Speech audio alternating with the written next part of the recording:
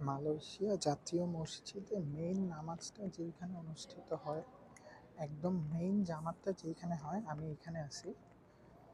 আপনি আর দেখতে পারতেছেন এই সামনে ইমামের বসার জন্য এই যে মিম্বর বলে মোস্ট প্রবাবলি এটাকে। অ্যান্ড আমি এক পাশ থেকে আরেক পাশে যাচ্ছি। সাইডগুলো খুবই সুন্দর। উপরে যদি দেখেন, এইখানে আল্লাহ মুহাম্মদ লেখা প্রতিটার ভিতরে, আল্লাহ মুহাম্মদ সবগুলো। অ্যান্ড এই যে উপরে, একদম উপরে এটা, এই হচ্ছে একদম ভিতরে। আমাকে এখন বের হতে হবে, ট্যুরিস্ট টাইম শেষ, পিছন দিয়ে গিয়ে বের হয়ে যাব। ওনার সাথে একটু আগে কথা হয়েছিল, মালয়েশিয়ান একজন ভদ্রলোক। দেখেন সবগুলাতে হচ্ছে আল্লাহ মুহাম্মদ লেখা পরপর। একজন নামাজ পড়তেছে, আমি ওনার পিছন দিয়ে চলে যাব।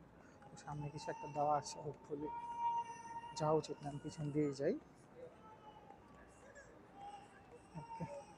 বাচ্চা একটা ছোট্ট লাস্ট একটা ওভারভিউ।